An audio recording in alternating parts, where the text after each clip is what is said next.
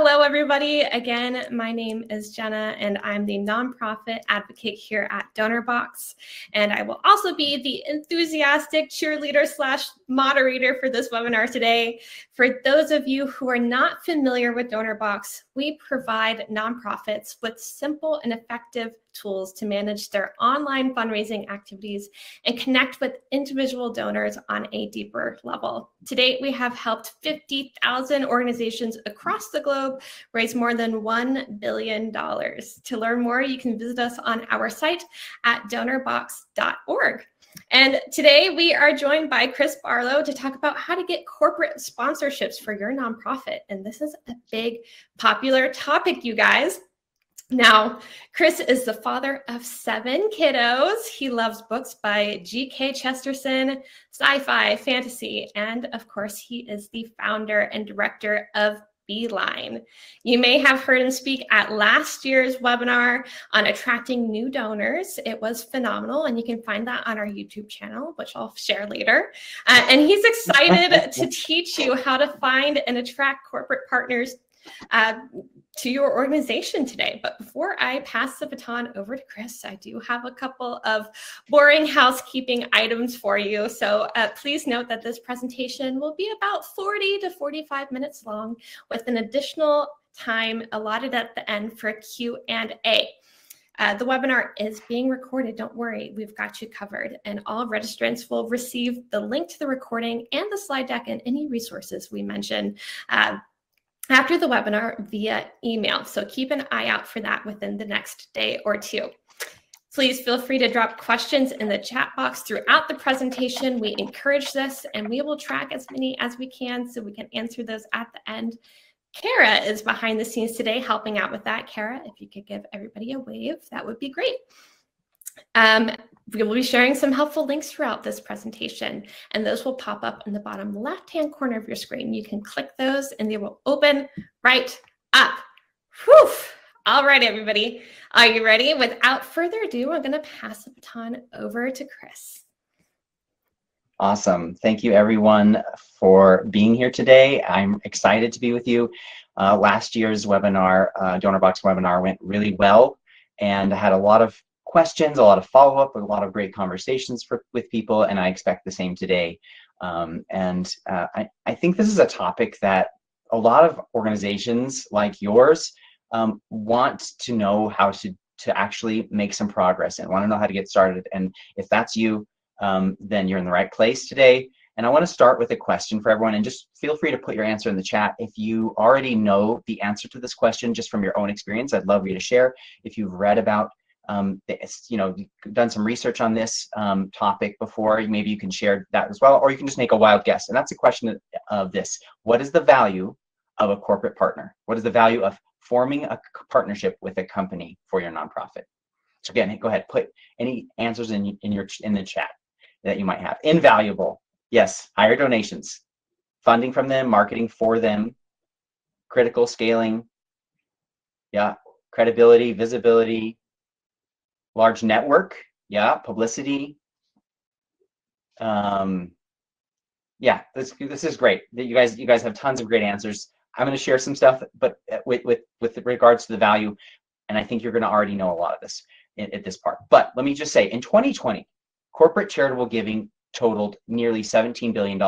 So if your organization received donations from a company, you could measure the value of your corporate partnership in dollars. But there are 2 problems with this measurement. First of all, corporate charitable giving is completely overshadowed by individual giving. Companies donated $17 billion in 2020. Individuals donated $324 billion in that same year. So that could lead you to believe that corporate partnerships just aren't worth it because they're a drop in the bucket. And that's not true, as you're going to learn today. And the second thing is this: money is only part of the story. The benefits that come from corporate partners are abundant and often overlooked by the average nonprofit. And you can see from this slide here, there's a lot of ways that companies that can partner with and support your organization. A matching gift program, in-kind donations. They can bring in their skilled leaders into the company to help, into your organization rather, to help you guys internally improve. They can donate a percentage of sales. They can introduce you to a large pool of individual donors in the form of their customers or their employees, or major donors in the form of their executives. So that, again, nothing can replace the value of individual donors, but corporate partnerships open doors that are important and really unique for nonprofits. So, I mean, the case for finding partnerships is compelling, and all of you already know that. That's why you're here. The real reason is not, or the real question is not why, but how. How do you effectively attract corporate partners? And I want to talk about more today than just like creating a sponsorship program. Like, there's a lot of information out there already. I want to help you understand, how do you get your foot in the door with a company so that you can start that relationship and then explore all the different possibilities for where that can go. And the thing is, you don't need a ton of corporate partners. If you can get a few of them who are committed and you can cultivate those relationships and maintain them, you can go really far. Unlike with individual donors, you're always going to need to be growing your donor base. But with corporate partners, you can just have a hand-selected few of really good, strong relationships. So a little bit about myself. As you heard, I'm Chris. I'm from Fort Collins, and my wife and I, Lydia, have been married for 15 years. We have 7 kids between the ages of 14 years and 5 days old. And I apologize for this picture because, like, I don't know why, we're all dressed up and the girls are wearing skirts and it makes us look like we're in a cult. Or thank you, Lisa. It looks like we're in a cult, but they're just dressed up. No, we don't wear skirts all the time and stuff. So I founded Beeline in 2015, and we do digital marketing, and we've been helping nonprofits since the beginning to help them expand their mission and grow their donor base. No, we're not Mormons. We're Google certified partners, and we manage hundreds of thousands of Google ad spend a month, and we do a lot of other things marketing related. And the strategy that I want to teach you today, we've been using for 2 years, and we've seen 1 out of every 3 companies that we reach out to who doesn't know us say yes to forming a partnership. And for me, as a marketer, I've not found anything that has that high of a conversion rate. You know, a good conversion rate in marketing is often 10%, but this is 3 times that good. So I don't know if you found anything that's as effective as that, but that's why I want to talk about this today, because I know it works. So I want to start today by saying something counterintuitive about corporate partnerships. Companies don't form partnerships with nonprofits. Okay, you probably understand where I'm going with this. It's not that counterintuitive. It just seems like it. It's people, individuals who work at companies who form partnerships with nonprofits. And so what your goal is to find a person who you can start a relationship with who understands the synergy that's possible to achieve their goals while furthering your mission. So here's another question for the chat. Very easy question, right? What are companies interested in? What are companies' general goals? This is an easy one. What do companies want? Profit? Yep. Sales? Visibility? Write-offs? Keeping their employees? Yes. Self-promotion? Advancing KPIs? Securing good employees? Culture? PR? Exposure? Brand development? You guys have said everything I put on my list. The one thing I want to point out that's really, really relevant right now is how difficult it is for employers to get good employees and retain them. And in the Donorbox community, on the subject of this webinar, leading up to the webinar, I asked people if they had questions about this topic. And Tara J shared some data about millennials and Gen Z and said, people in those categories working for companies, they do not stick around a long time unless the company shares their values. And you as a nonprofit are uniquely positioned to help companies live out their values in a tangible way that the employees can see and connect with and participate in. And that's something that companies are really interested in right now, is retaining their good employees and finding effective, quick and easy ways, quick wins to further their values and help their employees connect with that. So before we go into the specifics of how to find partners, I want to go back to the previous webinar topic from last summer, because I taught on, because I taught a process on how to attract individual donors, and that process is actually very relevant for how we attract corporate partners. In fact, the beautiful thing is the two can go hand in hand. So I'm going to go over those some of those steps, 3 of those steps to attract individual donors very briefly, and then show how we can tweak that so that we can also bring in a corporate partner in that process. So one of the best concepts for attracting new donors is this: if you serve people, they will be attracted to you. So make it part of your mission to serve your donors too. Not just your current donors and people who could become your donors. So the first step in that process, if you want to serve your donors, is to meet your people, meet your potential donors, meet people where they are by understanding their needs. And this little clip here is a screenshot of the Google Ads Keyword Planner. And it's just one tool you can use. There's a lot of ways you can understand your donors' needs and meet them where they are, but you can go into this tool and put in keywords and find out how many people across the United States or across Germany or across the world, or you're in your city, wherever you want to, location you want to target, are searching for these concepts, these problems, these issues that we as an organization could address. Not as part of our main program, not as part of our main mission, but we have the skills and the knowledge and the expertise from our programs that we could just repackage in a simpler format and use to serve people who are, serve a different audience, serve our potential donors. This tool is called the Google Ads Keyword Planner. You can create an account at ads.google.com. You don't have to input credit card information. And you can then go into the tools and settings and find the planner there, and you can use that tool to just do some basic market research. The other thing you can do that I recommend, it's maybe even more valuable than the generic quantitative data, is create a survey and say, we are looking to create a resource that solves one of these problems. Again, something that your organization can address. And send that survey out to your subscribers, your donors, your volunteers, anyone in your list, and get them to share what would be most valuable to them out of a handful of ideas.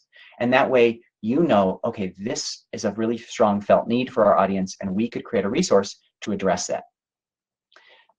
And once you've addressed and you know what your donors are looking for, or what would be helpful to them, you can create a resource. And in this particular example, you can, this example is an ebook that an organization that we work with created. They are a nonprofit that helps young people, students who are in a socioeconomic situation or a family situation where they would never be able to travel abroad. They just could not afford it, or it's not in the cards. It's not something they're thinking of. It's not part of their family culture or school or peer group. You know, it's just out. It's not something that maybe they dreamt of it, but they could never do it. And this nonprofit helps these people, puts together cohorts of these young people and sends them abroad to these life-changing travel experiences where they can do a service project, where they make lifelong friends, where they experience cultures, languages, and places that just can have a really eye-opening, world-changing impact on their life. And so the team, the leadership team of this organization said, look, we know a lot about travel, about living abroad, about how to pack well. Let's create, like they did this research, and then they said, let's create a guide that helps people with all the most frustrating things about travel, like when to book at the best times, just getting ideas of where to vacation and what to do and what to pack and how to deal with carry-on luggage and all that kind of stuff. And they put together this guide because that's what the everyday regular consumer traveler has to deal with. And they said, we want to give you a life-changing experience. And oh, by the way, now that you're on our email list, this is what our mission is. We do this for kids who would never get to do this. You get to do this because of your situation in life, and we also do this for other people. And you already understand the value of travel. That's why you were interested in this resource in the first place. So once you've created this resource that people are looking for, you offer it in exchange for them to become an email subscriber, and then you can use email to build a relationship with them and turn them into a donor. So let's look at these 3 steps now. But how do we tweak them and bring in a corporate partnership? Well, the first step is the same. We understand our donor needs and we create a list of potential resources.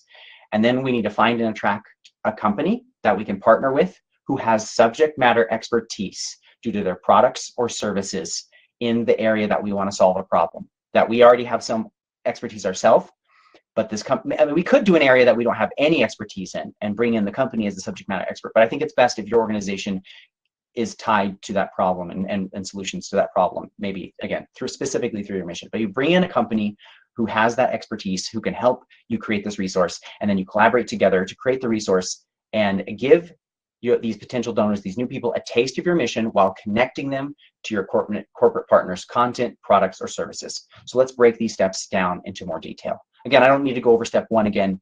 You just need that qualitative research, really understand what your potential donors are looking for. And one reason this is important is because you can take this to a company and say, look, we know you are a subject matter expert in this field, and we know that people are looking for a resource to solve this specific problem, and we want to create this, and we would love to feature you and your thought leadership and your expertise to this audience. There's a proven audience of people who want this, and we'd love to work together with you and let you shine, your work shine, and your knowledge shine forward in that. So how do we find and attract a corporate partner? That's what we're here to learn today. Now we know why and the approach, what are the things to do? Well, the first thing is to create a list of ideal corporate partners. And the factors to consider when you're creating this list is their expertise. That's the first thing. Think about their products, their services. Find companies who have the skills and the knowledge to help solve this problem or one of the problems that you've identified. The second thing is, what are their values? So if you found companies who have this knowledge and expertise, go through their website or look at what they post about and figure out what are these companies' values and do they align with ours. And once you've done that, you can also look at the size of their audience. How many customers do they have? How many followers on social media do they have? How many employees do they have? And then finally, the size of the company itself, their revenue and all that. The last two factors are important, but the most important things are their expertise and values. So if you approach a Fortune 500 company, but they don't have the expertise and they don't have a value alignment, it's not going to really be that helpful for you to approach them. You're going to approach them just like every other nonprofit. You're just going to try to give them a pitch of, hey, why don't you sponsor us? And it's going to be a lot of uphill battle. If you can find a company that's aligned has the right expertise and value alignment, it is important to consider their size, because if they're a really, really small organization, they might be able to help you create that resource. But in the long run, are they going to be able to support you significantly? Because again, this is all about getting your foot in the door. So finding a company that's large enough that meets these criteria, that's how you create your ideal partner list. And once you've created that list, you want to make an outreach plan. And the two parts of that are, the first part of that is who. Who should you reach out to? Again, most nonprofits, when they create a sponsorship program, they decide, we're going to reach out to someone who has a title that seems relevant, like the Philanthropy and Corporate Giving Officer, or the Officer of Corporate Citizenship, or Employee Engagement, anything along those lines. Those people are approached by every nonprofit organization. They're inundated. They're usually approached by really big organizations that you're going to be trying to get their attention against. And I instead recommend reaching out to the marketing department. And the reason is because the marketing department has the content, the knowledge, and the expertise to help you create this resource, because this is what they're doing for their company all the time. They're creating the blog, they're doing the podcast or the webinar or whatever content the company puts out there on their products or their services. So the marketing department's already well positioned to do this, and they are looking for opportunities to find new audiences, and they love these kinds of partnerships. You could also reach out to HR because of the employee focus, and you could say, look, we are wanting to help people solve this problem, and we think your company is a thought leader in this area, and this could help you live out your values in a way that your employees really appreciate. So that would be another area. But say you decide to go to the marketing department.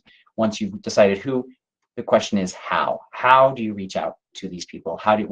What's that first engagement or interaction look like? Well, I recommend cold email. Why?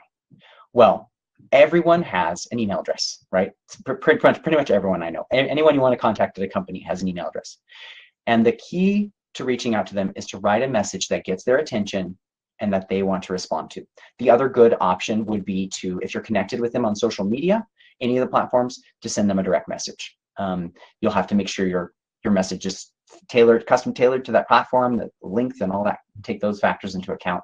But I like email because they're almost certainly going to see it even if they don't open it. And And so the key is, how do we craft an email that they want to respond to? So let's look at that. I'm going to briefly go over that, the format, the steps that you want to follow when writing this email. The first thing you want to do is to create a hook. You put their name in the subject line, their first name, so that when it comes to their inbox, they see their name first. That's going to get their attention. And then the very first line of the email, first few words, maybe 5, 7 words, the first sentence, you want to write something that hooks them in, because that's what they're going to see on the email preview.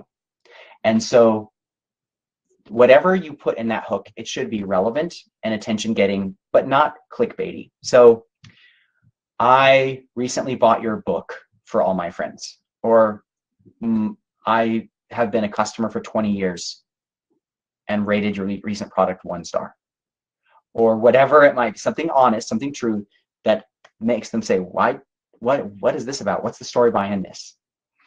Once they've opened the email, you move to the very first part of your email, which is the anchor. Something that creates an anchor or a connection point that builds trust. And your anchor can be all kinds of things. It could be, we both know this person in common. Maybe you saw that you're both connected on LinkedIn, or we both went to this event.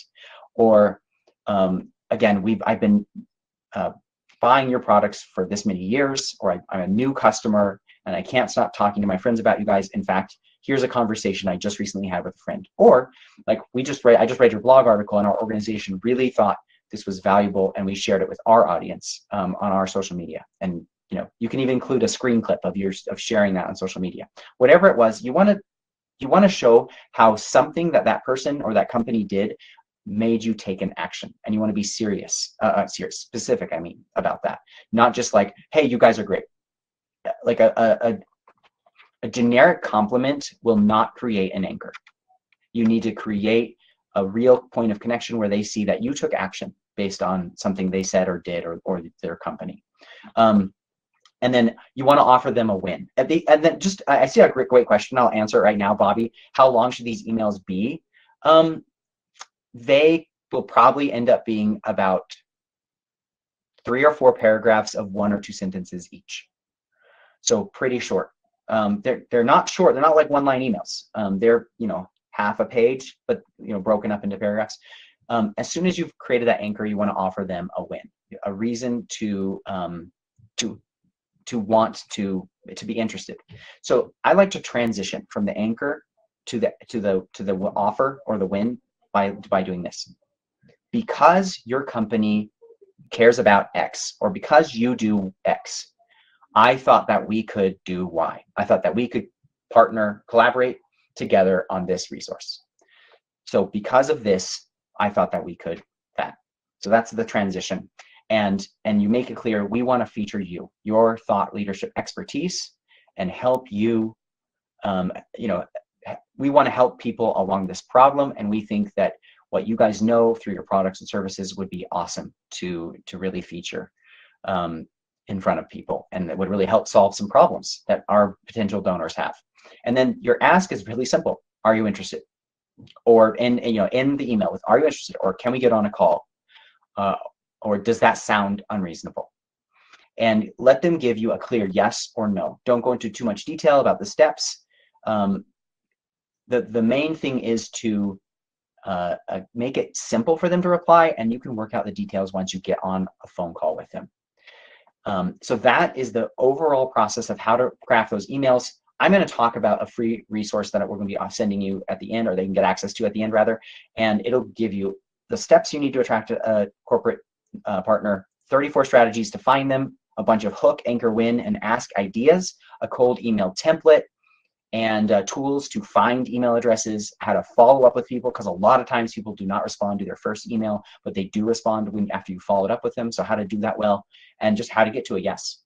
So once you have found your ideal corporate partner, you are going to collaborate to create a resource with them. And again, the goal, give the taste of your mission while furthering your partner's goals, helping them get their name out there, and leverage. What are the kinds of things that you can leverage from your partner? How can your partner help you in this process? Well, they, of course, may have market research or data that can really help with the formulating of what strategy or solutions you provide in the resource.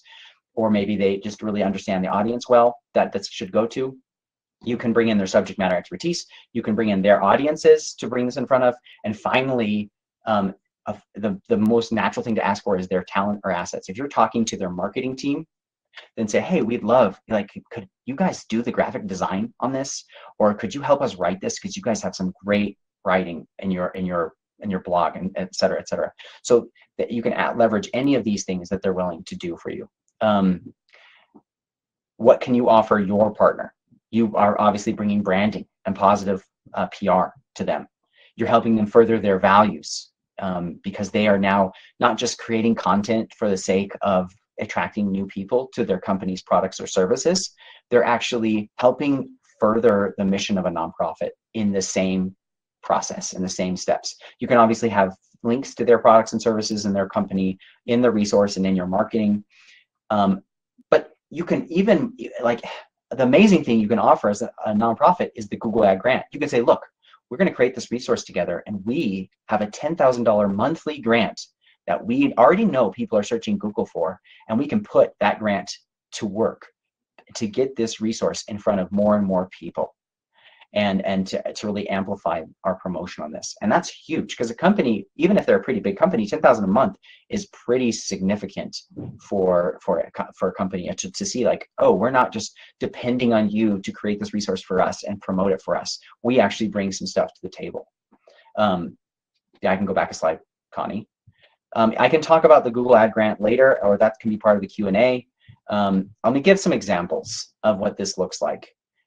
So if going back to the example I gave before of Getaway Growth, they could reach out to a travel agent, a tour operator, or a hotel chain and say, look, we have this problem that we've identified among people who might be our potential donors and just the modern consumer. And we would love, and we already have ideas for what we want to create this resource, what kind of solutions we want to present, but we think your expertise in this area would be really valuable. You could reach out to multiple partners and say, each chapter we need a different partner. Like, we can have a partner that talks about how to choose a destination, and we partner with the tour operator. We talk about a partner who says how to book the best flight. We talk to a flight airline and say, help us, give us all the secrets on how to save money and book the best times, and that could be a chapter. And so you can have even multiple partners with a single resource. Another example, let's say your organization provides water filters to places in the world where they just don't have clean water.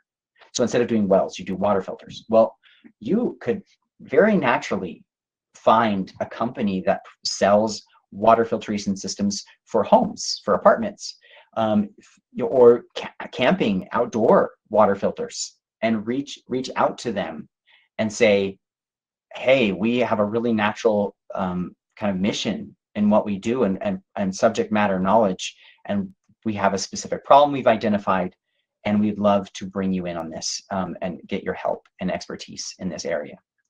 So once you have created this resource together, and you've collaborated, and again, the resource, just to answer, I saw a question in the chat earlier, you could do an ebook, you could do a digital resource. The nice thing about a digital resource is you create it once and you can use it over and over and over again. It's not like creating a new program that you have to continually serve people. So again, it could be a digital, an ebook, a petition, a video series, or even a single video, an infographic, something that's downloadable, that people will expect to get if they give their email address. The nice thing, okay, so on the one end of the spectrum are petitions. It's like one page, it's about your cause, and it's about getting people to sign the petition, to sign up and support the work that you're doing and help further something. The problem with the petition is it's more about you and about your mission. It's not about meeting the need of the person who's on the page. It's not helping them. So the petitions have been shown to have a very low conversion rate. It's less than 0.5%. On the other end of a spectrum, you could create something like an online course that goes into detail, that teaches a skill or helps someone learn how to do something. And you could do that. But an online course, while it has a very high conversion rate, the numbers that I've read, between 6 and 10% people who learn about the online course will sign up for it if it's free. You're offering a free online course to help people. it's going to take you months to put together a good online course. So that's why I recommend something like an ebook itself, or a guide, or a checklist, an infographic, something that is kind of in the happy medium, where it's actually meeting a need. It provides knowledge and skills and a step-by-step plan, or anything that would help someone because it's meeting their need, but it's not going to take you weeks and weeks to put together.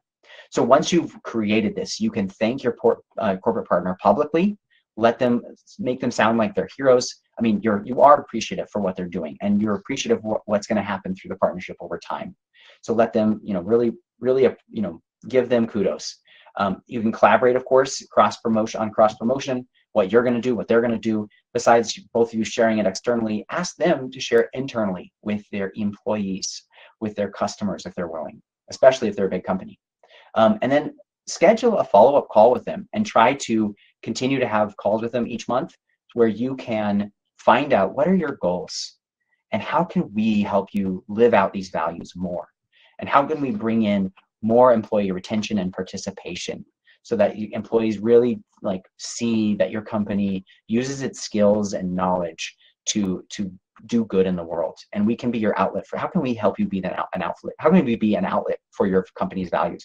Ask the question, who formed the values of your company? Who's in charge of kind of helping those get lived out, and ensuring the company stays true to them?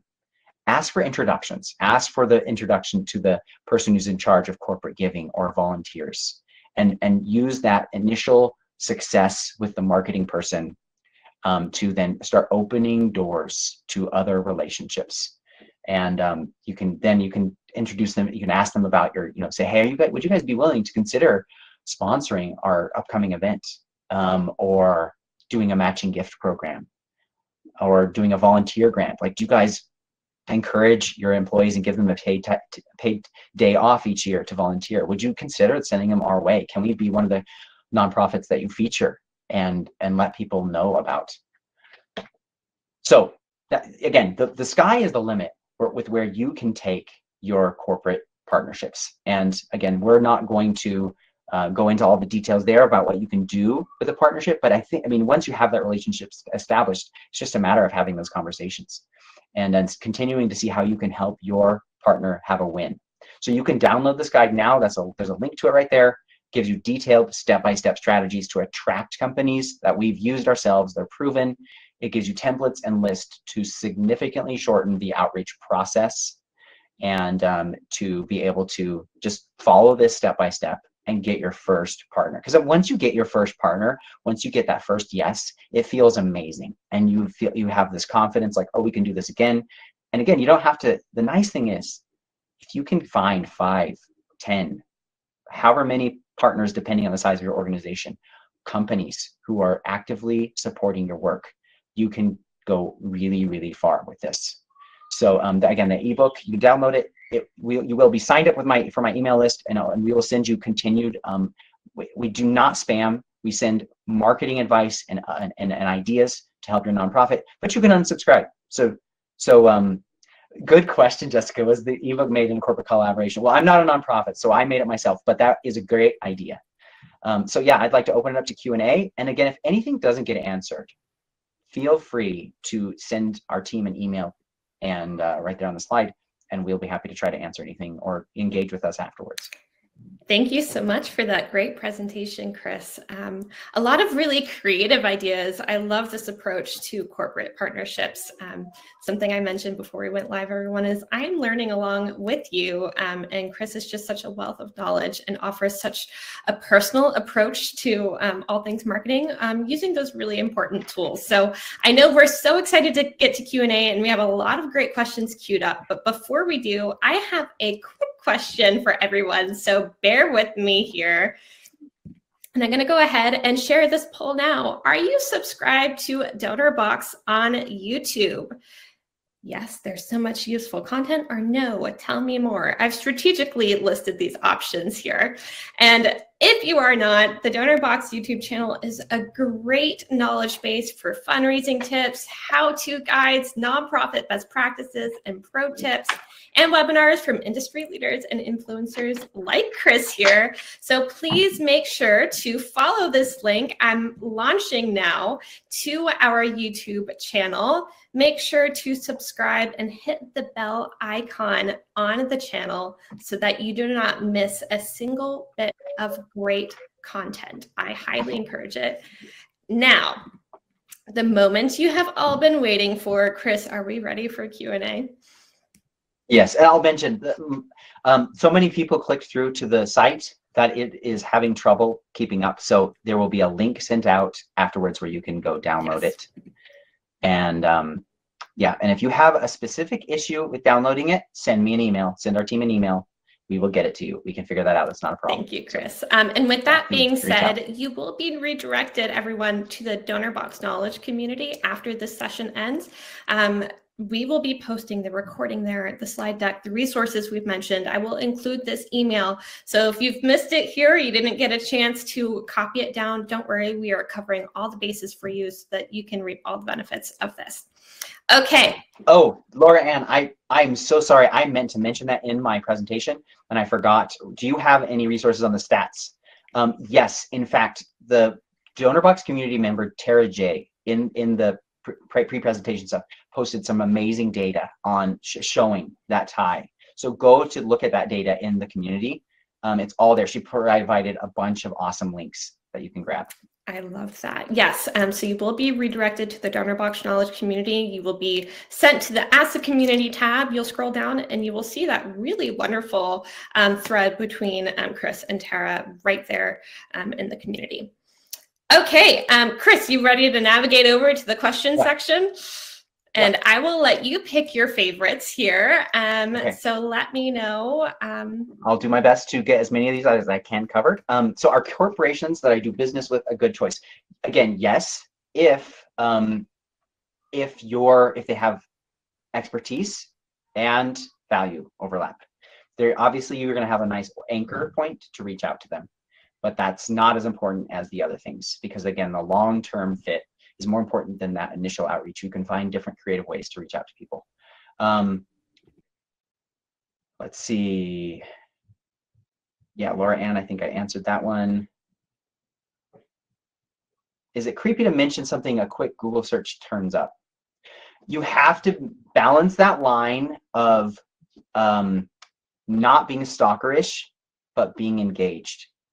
And so you want to show relevance, understanding, following your content. If you can keep it less personal, if you can keep it about their company that you're connecting with, then it won't feel stalkerish. If you say something personal about them, you're treading a thin line. Is LinkedIn a good tool for this outreach, Susan asks. Yes, it's a great tool for finding the people you want to reach out to. So if you found the ideal company or potential, you go to their marketing department and do some research and find who's in the marketing department, who's in charge of their content, or who's got some subject matter expertise and going to be, a good person to reach out to. If you have a premium account, you might be able to get their contact info from LinkedIn. Sometimes you can't. If you can reach out to them for a connection request, then you can send them a message. But there are other tools that I share in the guide on how to find people's email address, even if you're not connected on social media. On outreach budget plan, do separate from. I mean, I think I understand your question, Dr. Kathy Tatum. You don't necessarily need a budget for creating this resource. You're going to need time, and you might need a little bit, like if the company you're partnering with doesn't do like the graphic design for you, or editing or writing, or if you're working together in a different way, anything that the company doesn't do, you may need to fund, but it's not going to be a huge expense. To create an ebook, you can go to Fiverr. If you don't have someone internal, you can go to Fiverr. You can find something really cheap to help you do the graphic design. But again, you can have a budget for it, but it's not necessarily, again, this isn't a whole process that you're going to do over and over and over and over again all the time to find new corporate partners. You just need to do it enough times to find a handful. And if I can piggyback off of that really quick, speaking about budget and resources for creating those ebooks, Canva for nonprofits is a wonderful resource. You can upload your brand assets right into there to really help you creating those resources as well. So I will drop that in the chat. Canva for nonprofits is a really great thing to use that is budget friendly as well. Alessandra, you asked, could you please go over the Google Ad Grant topic? I'll mention that because I didn't get to go into that at all. Google Ad Grants is a grant that Google provides to 501c3s here in the US, and it has different parameters in other countries. It is in most countries. And it is a program where Google allows you to run ads based on what people are searching. So it's only inside Google search, and it provides a monthly amount, use it or lose it. So it's $10,000 each month that you can use. And if you don't use it, it doesn't roll over, but you'll have the same 10,000 next month. And that just allows you to run ads for your organization that people, you want to find keywords that people are searching for that are relevant to who you are as an organization. And that's why if you do some of that market research up front to understand what are our potential donors looking for, what are people looking for on Google, you already know, oh, there are 10,000 people a month looking for this particular keyword, this problem in the US or in my country. And so that's a good sign that there's some demand there. So, and then again, using the Google Ad Grant, it's free ads. So, but you just need to make sure that when you're targeting ads, you have something relevant to offer people. So let's go to another question. Do nonprofit projects with fiscal sponsors have a reasonable shot at attracting a corporate partner? I don't see why not. I don't see how it would be any different. If you have a fiscal sponsor, they can still get a tax write-off if they decide to donate to you, and now you're not asking for a donation. You're wanting to feature them. You're wanting their marketing department to help you. Their marketing department is doing this already. They're already creating content to attract their customers. So just why not say, look, work with us and do it, and we're gonna and you'll look really good because you're supporting an organization and you're gonna hit a new audience of people. So it's kind of a win regardless of whether you're got your 501c3 status or not. I'm reading some other questions.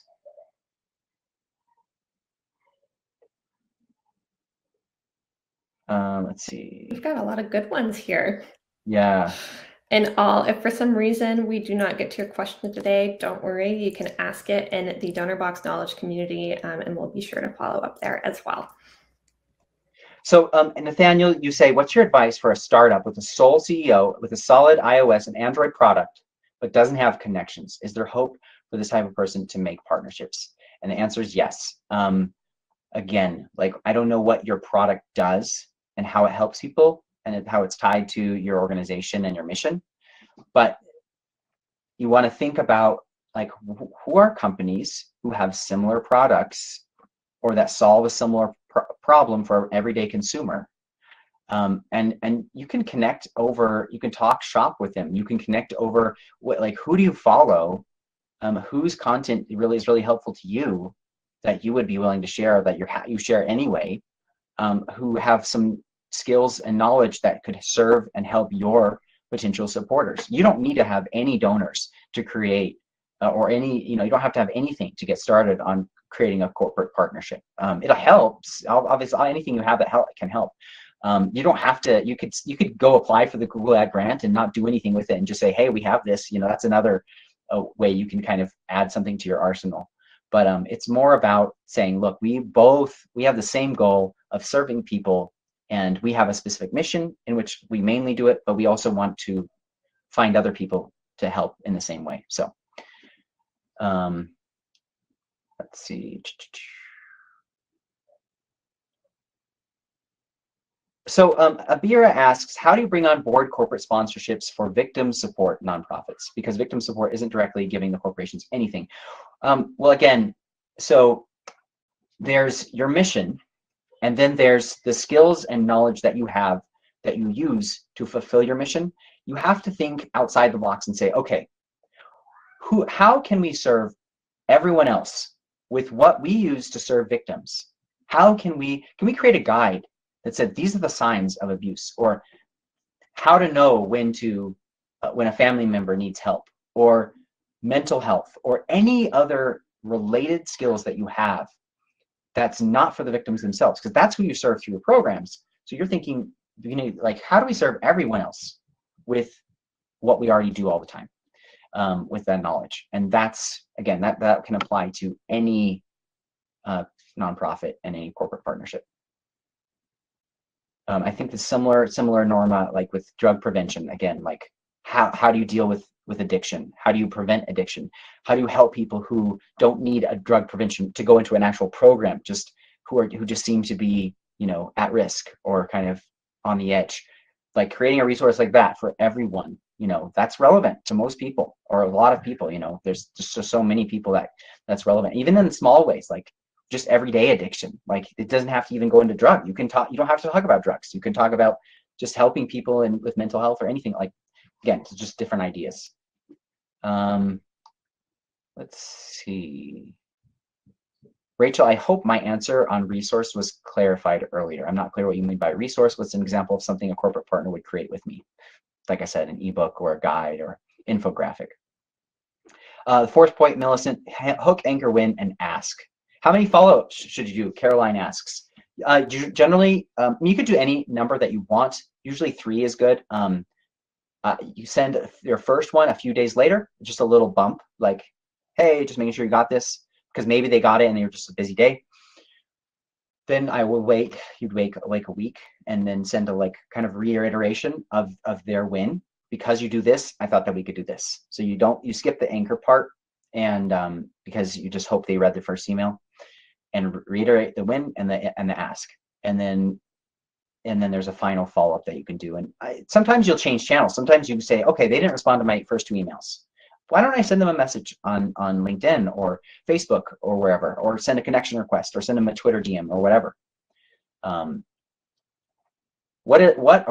or what department is best to target for if it's a large corporation? Nema asks. Again, marketing is a good place you could go. You could find very specific job titles. LinkedIn is a great place for that. And you can reach out to those people who have like social responsibility or employee engagement, but they're going to be hit up more than someone just someone who does marketing, digital marketing for the company. They're used to doing this. So, and that's a very back door, side door to go into. And they're not going to be hit up by nonprofits all the time. Let me see if there are any other questions. Chris, I have a good one here that I think you can tackle. Sure. What's the difference between corporate partnership and corporate sponsorship? That's a great question. So a corporate sponsor is a corporate partner who's supported you financially. That's it. So you can target corporate sponsors, but now you're just going to put companies and asking them for money. And what you don't like, that can work. That works. But what you want is a partner who believes in your mission, sees the synergy possible between furthering their goals and your mission at the same time, and they happen to be sponsors. We are an arts nonprofit, and we have had a hard time finding donors in this COVID moment where the arts seem to be less essential. Yes, please create a video. It doesn't have to be like an online course, but just have some videos where your actors teach or whatever. Or you said theater company, so teach an acting skill, or how to audition well, or a skill, or anything related to at-home instruction.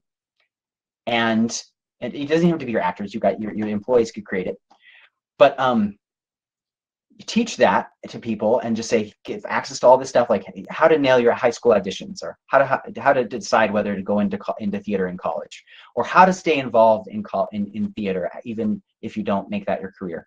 And when you create these kind of resources, then you can easily, then they've subscribed, now you can point them and say, come to our next show. We are featuring the very skills that we just taught, the improv. We just taught you how to do some great improv at home. Well, we're doing a show with improv in it, whatever it might be.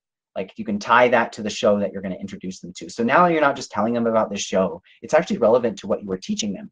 So bring what you can at home. Don't feel like you have to have a huge major production budget to create these.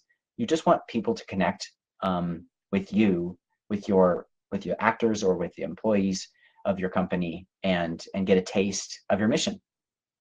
Thank you for that. Now, Chris, I want to let you know all of the newest questions are up at the top of the question screen. We still have a fair amount coming in. And guys, we are nearing the end of the hour, but I promise you that we will redirect you to the community to ask any questions that we could not tackle today for Chris in the community. Yeah, I'm happy to answer there too. Laura asks, in these partnerships, the thing the corporation is contributing is their expertise, not financial support. I mean, you should ask for financial support, but maybe that's not the first thing you want to ask for. If you can get your foot in the door by having them contribute something else, then you've started that relationship, and you can say, this went so well. You really helped us further our mission. You guys got a bunch of positive attention. In fact, you were able to generate, this resource that we created together brings us 50 email subscribers a month, both you guys and us. And now you can start saying, like, this was great, let's do this again. Maybe now you can start asking, like, what about sponsoring one of our programs?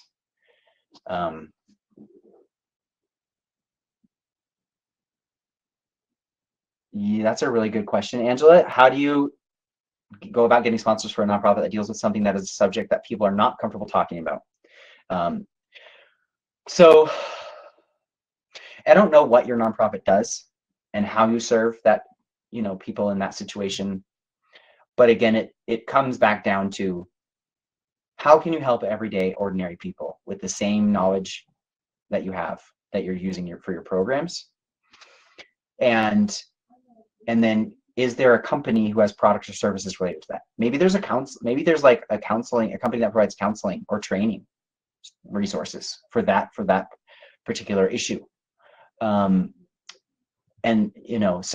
don't think of like this big corporation. Like, maybe there is a company, they're an educational company, and they put out a lot of training and stuff for counselors who are dealing with this particular issue. And they might be ideal because they are already really knowledgeable about the topic, and so then they're going to, like, how can we help the everyday person who's not necessarily in the midst of dealing with this particular topic? Let's see. Hunger and homelessness. Cynthia asks, how do we address the issues of hunger? How do we do this? I think something that's really, really helpful in the topic of homelessness is the topic of boundaries. How do you help someone and not, in the process of helping them, hurt them or get them stuck? And so talking about healthy boundaries, that's just one idea that comes to mind. And again, like, you'll need to do enough research to find what is the felt needs of your audience and what are people actually searching Google for. But that is one potential area where you could, again, do some, just what are things that everyone deals with, that everyone needs, and that are like especially exacerbated in the situation of homelessness, but that can be help people in a different stage. Let's see. For one or two more here, okay. Making it tough for you. Yeah. Okay. Let's see. I'm just see if there's anything else that I feel like I can answer. Mary, I'm not sure I quite understand your question. I'll just say, can a nonprofit have an app? I mean, yeah, why not? I guess I don't fully understand that, but you can have an app if you have someone who can help you program and create an app, or a corporate sponsor wants to help you create one. James, your question, I liked your question, but I didn't fully understand it, honestly. When it comes to corporate sponsors, how do you leverage the importance of individual supporters? The fear is individual supporters will see corporate sponsors and think to themselves, they don't need our help.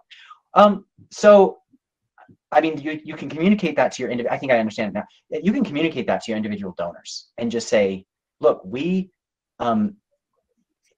numbers show 17 billion versus 324 billion. Like, it's 4% of all nonprofit support. 4% comes from companies. 96% comes from individuals.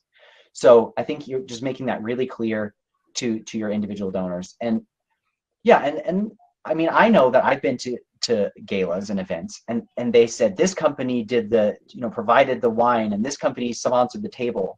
And it's like, I don't think, oh, because this company supported them, I don't need to be here. Like, I feel like, oh, they've got companies behind them. That, to me, that lends more support, not less. That's great social proof, if you ask me. Awesome. Any more that we want to tackle in the 1 minute that we have, Chris? I don't see anything else. It's let me see. Let's see. Okay, Anne asks a question. We help get people out of places where it's dangerous for them, and that puts us in contention with airlines because we're getting people who need asylum to a safe haven. Are we considered somehow working with them? Yeah, I mean, you might not want to work with an airline. I would consider, like, man, I would have to do some thinking on that, like who you want to work with. But you know, companies that care about that, again, the value thing is where you might connect. Like, it might be like kind of off to the side. Like, is there a company where their products help bring about safety or justice for people, or, you know, yeah, safety, like that's that theme. That's where I would start thinking along those lines.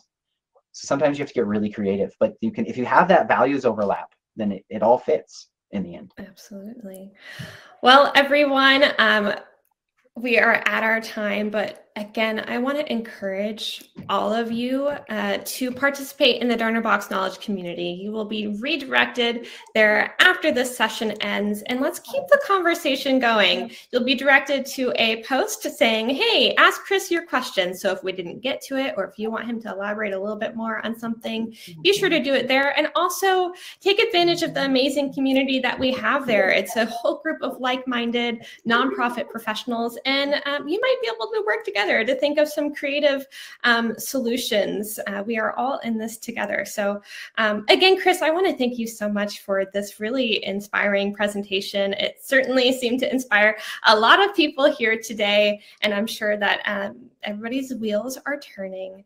And everybody who logged on today, I want to say thank you for all that you do in the community. We are so proud to provide the tools and resources you need to help you help others. So thank you so much, everyone.